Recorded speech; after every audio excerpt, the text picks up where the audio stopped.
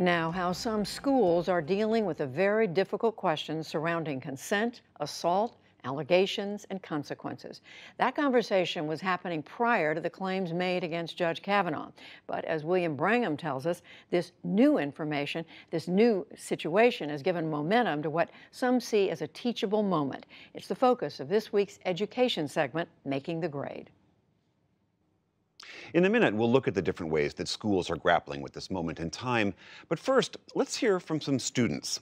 Before last week's hearing with Christine Blasey Ford and Brett Kavanaugh, our own student reporting labs asked teenagers around the country this question: should adults be held accountable for the things they did when they were younger? Here's some of what they had to say. As a teenager, you're always told how what you do now can affect your future. So I think accountability is really important. I think once that they've paid the consequence, then people should just move on from it and it should be over with. During your teenage years, you're more prone to make mistakes and learn from them, but it does depend on the severity on the mistakes that you do take part in as a teenager.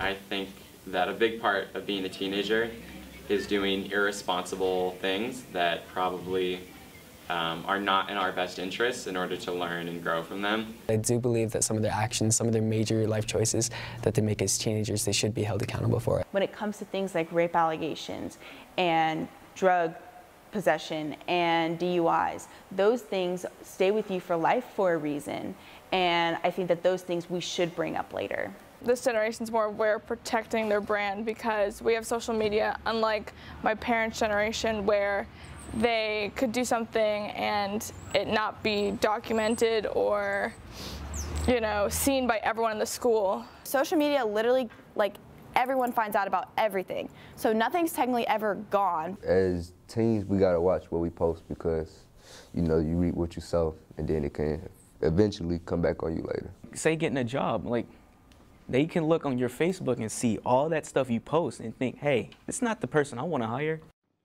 Those were students from across the U.S. interviewed by the NewsHour's student reporting labs.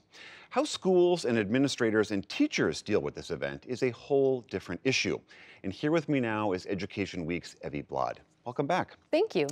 So this is a very fraught moment for the country, and I'm curious what your reporting is showing is how are schools handling this? It's obviously a very divisive issue, and it's one that students bring their own personal experiences, the things they're hearing from their family and friends, and their own understanding of the news and events to the table.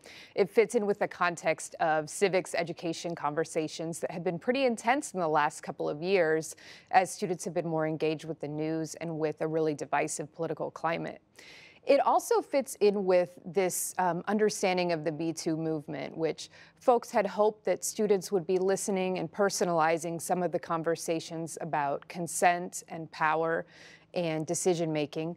But this is one of the first big high-profile stories in recent years that has centered on behavior that took place when both the alleged assailant and the alleged victim were in high school.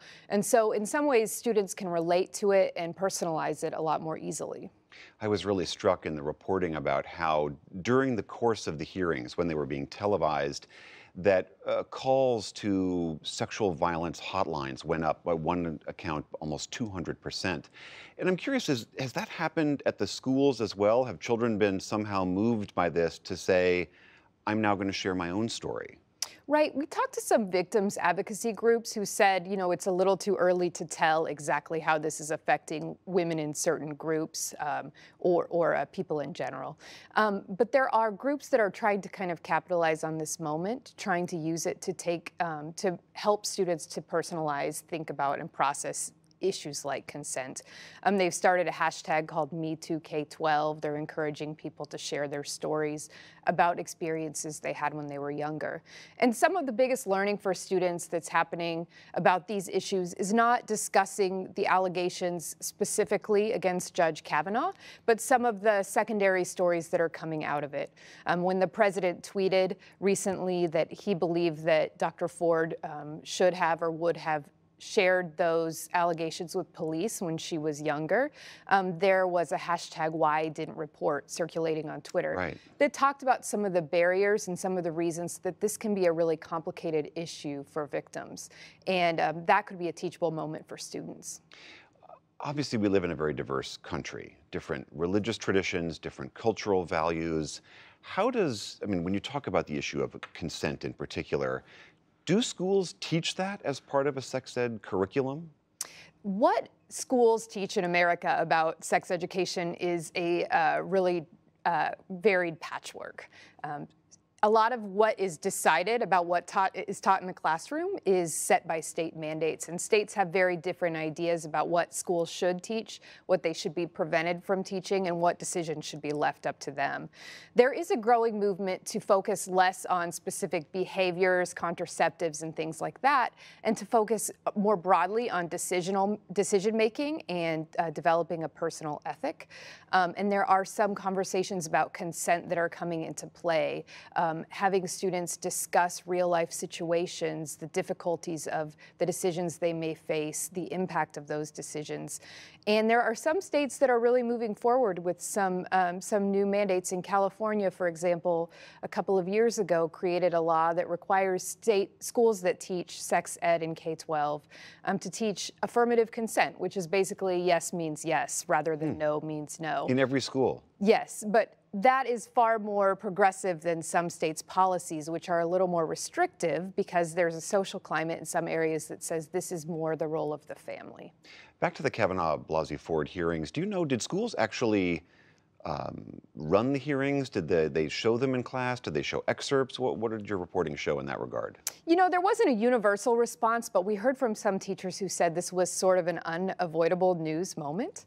And so some of them showed clips of the hearings in their class to have discussions. Some of them allowed students to live stream it and allowed some to opt out. Just on their phones even? Yes.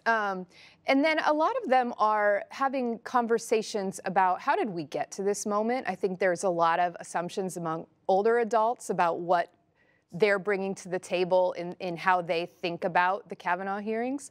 We heard from a school in San Francisco that was having actually a teach-in on Anita Hill. We're hearing schools talking about the gender balance in the Senate and some less controversial issues that aren't related to sex and consent, but are related to, say, the separation of powers. We've got all three branches at play here, and there are some basic questions that students can toss about in their mind. Why is the Supreme Court so important? Why are people so emotional about it? What does it mean when a party has control of the Senate?